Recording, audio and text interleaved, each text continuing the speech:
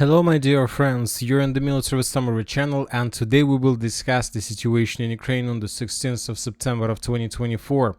Today we have a lot of very interesting updates, so let's start. And first we will begin with the Zaporizhia direction, where the Russians continue the preparation before possible offensive operation in this direction. During the previous 24 hours we got several videos that show us how the Russians were bombing and attacking the Ukrainian forces along the lines between Vuhledar, Mala-Takmach, Novohrodivka, and Orechov. For example, in this video we can see how the Russians were attacking the Ukrainian positions, and then the Ukrainians decided to escape this territory because there were high risks of being attacked by the Russians and being destroyed. But as you can see, something went wrong, and the Ukrainians during the withdrawing process got on the minefields and were destroyed. As for the Kamenske direction, during the previous 24 hours we have additional changes on the ground. According to different mappers, the Russians managed to improve their position significantly. Currently it's very difficult to say what exactly the Russians are doing. Either they're trying to maintain the line of combat contact, to maintain the gray zone, or the Russians see that the Ukrainians have no forces to hold such a significant territories, and the Russians decided to take the territories that they can take without any resistance from the Ukrainian side. And we have the video how the Russian sabotage and reconnaissance group entered the positions of the armored forces of Ukraine, attacked them, made a fast lightning attack, and then the Russians retreat without being involved into very heavy combat. Now let's move further. Let's talk about South Donetsk direction, where the Russians continue their offensive operation. As for the Zalotaya area, today we got additional updates. So the Russians began bombing and attacking the Ukrainian forces in their defense belt between the village of Novodonetsk and Mala and Zalotaya. As you can see in this video, the Russians were bombing the village heavily. Most likely the Russians do have some plans to continue moving further in the western direction. As for the next few days, they will try to test and to understand what kind of defense the Ukrainians have in this direction. And as soon as the Russians realize that Ukrainians have nothing to show here, have nothing to show any resistance to the Russians will attack in this direction as well. Now let's move further and let's talk about Vuhledar area. We have very important updates that are coming from the South Donbas coal mine number 3. The Russians reported that they managed to establish complete control over these territories. The Ukrainians, while retreating, destroyed the highest building in the area, trying not to allow the Russians to have under their control the biggest building, and this is the highest point obviously, and who control this point has the possibilities to control everything around. Furthermore, who control this point and Ukrainians control, so from this point you even might see probably the outskirts of Selidova. And as you can see, the building was destroyed, and the sources are saying that the building was mined by the Ukrainians, and while the Russians were securing the territory, they discovered the mines and decided to destroy the building by themselves. Furthermore, according to different pro-Russian mappers, the entire coal mine South Donbas number 3 was captured by the Russians during the previous 24 hours. Let's wait for additional updates, and if we receive any geolocation, we will adjust the map, of course, in Russian favor. The sources of the 79th Brigade are saying that the situation is very difficult. They reported and confirmed that most likely the Ukrainians will be forced to fall back from the city of Vuhledar in the very near future. Furthermore, the Ukrainians are saying that there are civilians on the territory of the city, and furthermore, the higher officers and the officers who are responsible for this direction have already retreated and withdrawn their positions towards Bogayavlenka. Now let's talk about Katerinovka and Antonovka, and the Ukrainian source also reported that the Russians managed to improve their position significantly around these two villages, and also the forces of 79th Brigade, who's responsible for this direction, reported that most likely during the next few days, during the next few weeks, not months but weeks, most likely the Russians will be able to take under control both villages at once. And the Ukrainians are saying that they have no chances to hold the lines. The Russians during the previous days managed to break through the defense of Ukrainian forces, and it's just let's say it's just a matter of days for how long the Ukrainians are able to hold the lines. Furthermore, I just reminded that as for the village of Novohrodivka, the battle for this territory took place around around 1 year. The battle for Kostiantynivka took around 6-8 months, and as for the Antonovka Katerinovka, most likely the Russians are able to take under control these two villages within 1 or 2 months, which is very, very important and very fast. And as you can see, the Russians are getting faster and faster, and if these two villages are taken in 2 months, that means that the Russians most likely will be able to get the village of Uspenovka. So this is the village that located on the intersections of roads between Kurakhova and Velika Novosilovka, probably within the next 2 months, which is very fast. Now let's move further. Let's talk about the Pokrovsk direction, where the Russians continue their offensive. According to information we have, the Russians managed to secure the salient. This territory was under Ukrainian control for just 2-3 days, while the Ukrainians were finishing the evacuation process, and as soon as the Ukrainians managed to evacuate everything they could, the Russians took under control, and now the Russians are moving further with the purpose to secure Maximilianovka till the western part. Now let's go to the village of Ukrainsk. There are very heavy clashes and lots of icons.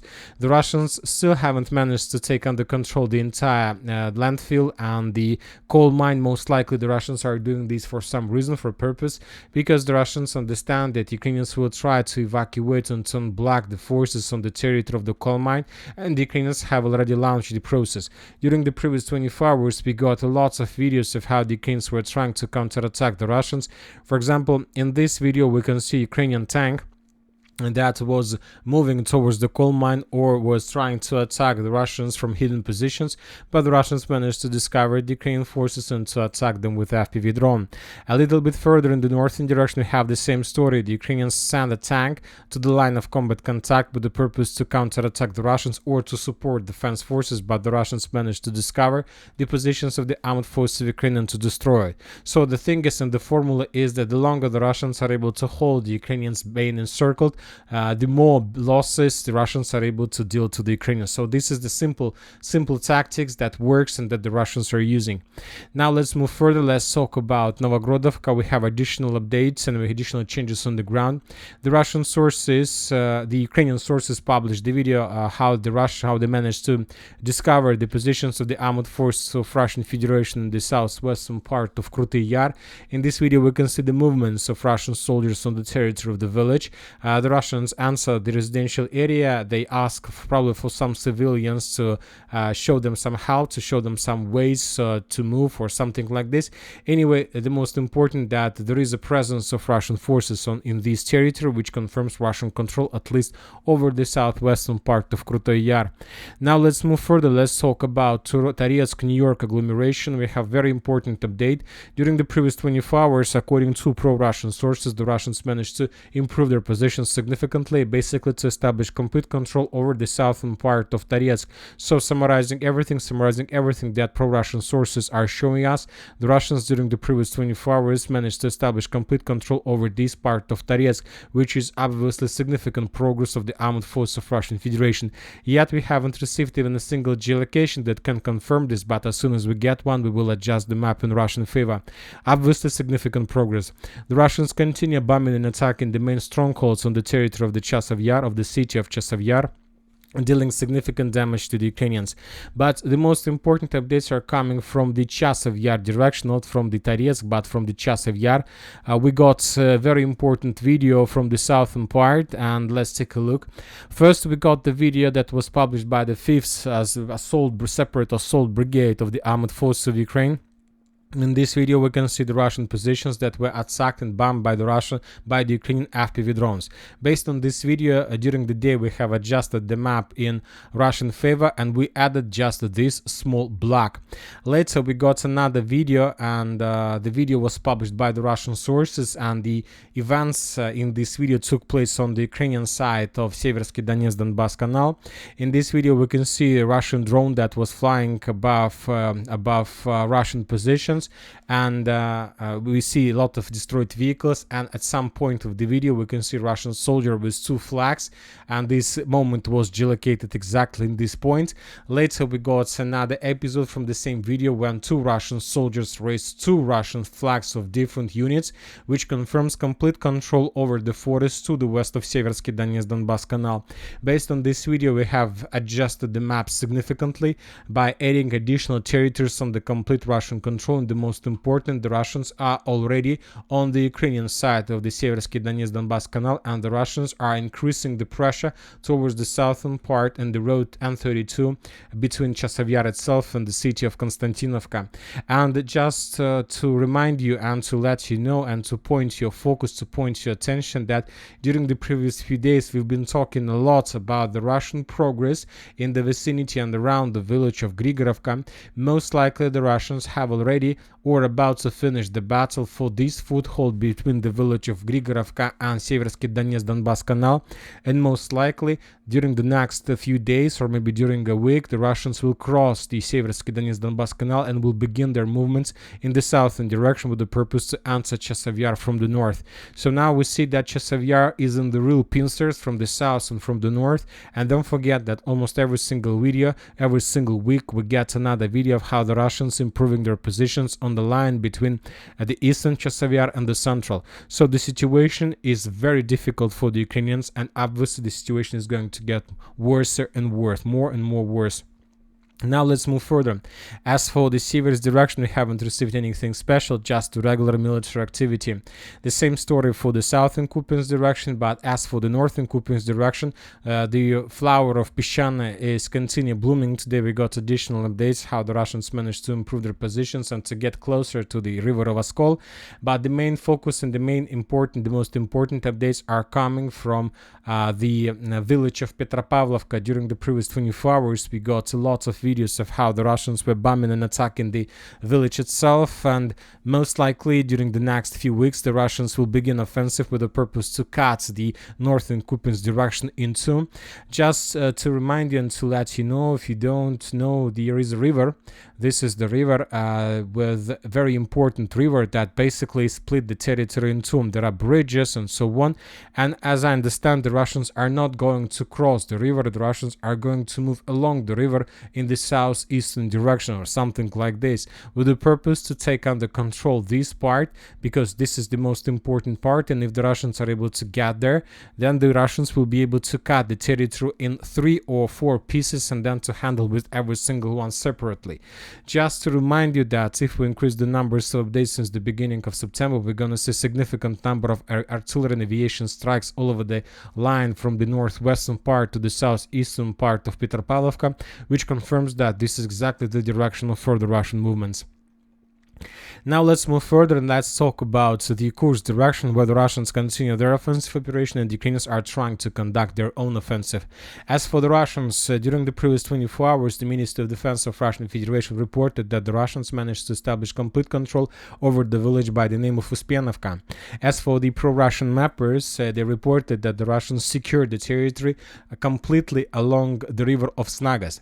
So summarizing everything, we can make a conclusion that currently the Russians control everything that located to the west of this red line. So everything here is already under complete Russian control, and the Russians are using the river as the line of combat contact.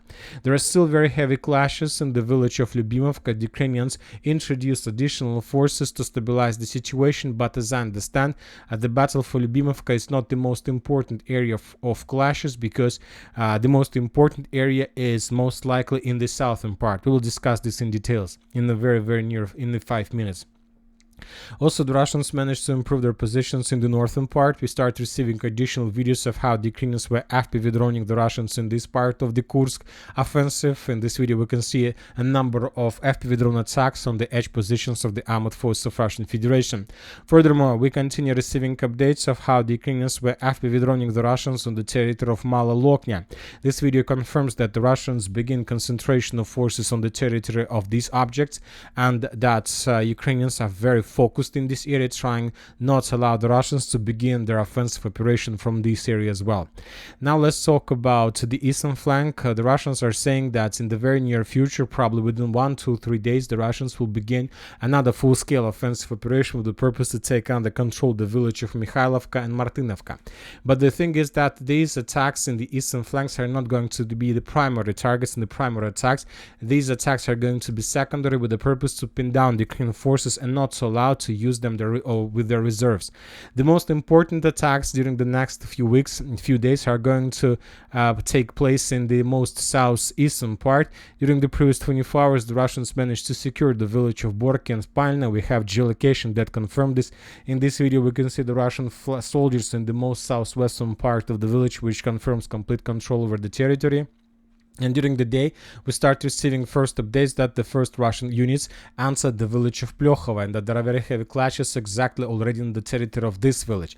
And summarizing everything, we can make a conclusion that the Russians most likely during the next few weeks will try to move exactly in this direction with the purpose to reach the Russian border between the cities and villages of Garnal, the village of Guyeva, the village of Plyokhova, and the village of Borky. So this is the primary target for the Russians. Why is that? I'll try to explain to you. For these purposes, we need to return back to the river of Snagast. So to this river. So what is happening right now? This is the river of Snagast, and if we continue the river, we might see that the river enters the territory of Ukraine. And then this is the area where the river ends. So most likely the Russians will use this natural barrier, and most likely during the next 3 weeks the Russians will enter the territory of Ukraine with the purpose to take under control everything that lays to the west of this river, including villages and cities and towns of Ukraine.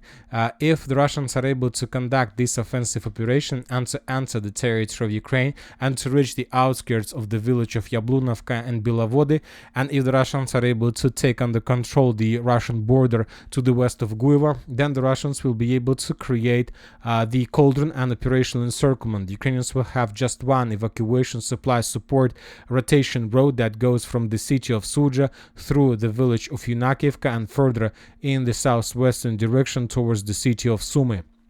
And if the Russians can reach this road from the west and from the southeast, then the Ukrainians will suffer, let's say, hilarious problems, and this is going to be a disaster, which we haven't seen since the beginning of the special military operation. The entire group of Sudzha, group of forces Sudzha of the armed forces of Ukraine will be encircled by the Russians, and this might happen, and most likely this is exactly what the Russians are planning to do. Meanwhile, the Ukrainians are trying to attack in direction of Glushkovo with the purpose to force the Russians to slow down and to redeploy back some reinforcements and reserves. We have lots of videos, but most of these videos just show us how the Ukrainians are sending additional forces and how the Russians destroyed everything that appears on the territory of Russian Federation. In this video, we can see a number of FPV drone strikes on Ukrainian vehicles and tanks that were destroyed somewhere in the vicinity of the village by the name of Medvezhye. Based on this video, we have adjusted the map in Ukrainian favor. And as for this attack, the Ukrainians are heading towards the village of Glushkovo. If the Ukrainians are able to take under control the village of Glushkovo, then they will be able to cut supply and support that goes from the village of Korineva. This is the village towards the Glushkovo region. So it's the vital question for the Ukrainians to take under control this part of Russia. If they can do this, they can bring a lot of problems. As for the area between, in the vicinity of Vysyoly, the Ukrainians continue offensive, but the same story, they just continue suffering significant losses. Everything that enters the territory of Russia can be destroyed within the next hours or even within the next few minutes. For example, in this video, we can see another multiple launch rocket system that entered the territory of Russian Federation, but the Russian drone in Novohrodivka managed to discover it and destroy it. Furthermore, we have additional reports that Russia announced evacuation of the territory between the village of Khamutovka and the city of Rylsk. If we summarize everything, we will try to add the cities with evacuation, but according to information we have, that the area within a distance of 15 kilometers from the border with Ukraine is in the area of mass enforced evacuation. So everything from this part of Russia will be evacuated. And I'll remind you, just 2 weeks ago or something, 1 week ago or something like this, the Ukrainians have announced the evacuation from this part of Ukraine. So which confirms that most likely something big and something huge is going to happen exactly in this area along the road MO2, M3 between Russia and Ukraine. Because both sides have announced the total evacuation, most likely both sides have about to finish the concentration of forces between very heavy clashes. We have additional reports from Moscow. Today, according to information we have, the president of Russian Federation, Putin, by his decree increased the staffing level of the Russian armed forces to 2,389,000 people, including 1.5 million military personnel. And if compare this degree with the previous one, the Russians managed to increase the number of forces a little bit less than 2,000 people. Most likely, the Russians are preparing before full-scale offensive or another assault operation on some big city of Ukraine. And that's it for today. Military Summary channel reminds we condemn any violence in the world. Thank you for your watching. Subscribe to my channel, put your likes, join my Patreon, and have a good day. Bye bye.